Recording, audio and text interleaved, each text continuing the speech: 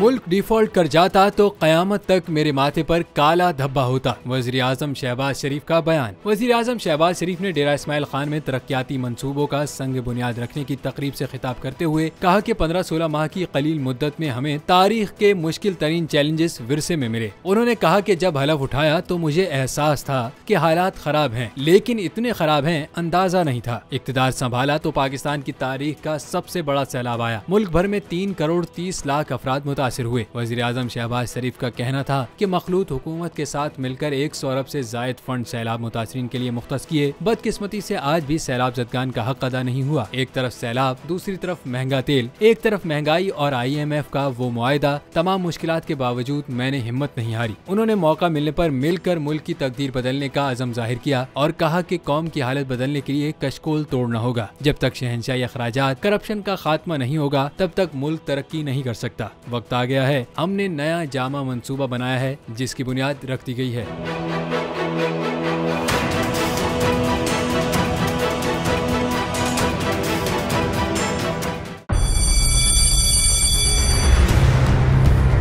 जामियात में चलता गोरख धंधा,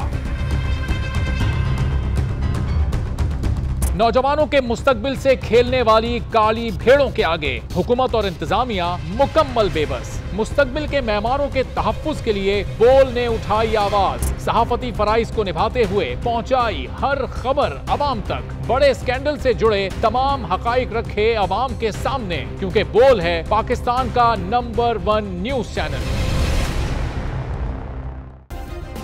सब्सक्राइब करें और बेल दबाएं ताकि कोई खबर रह न जाए।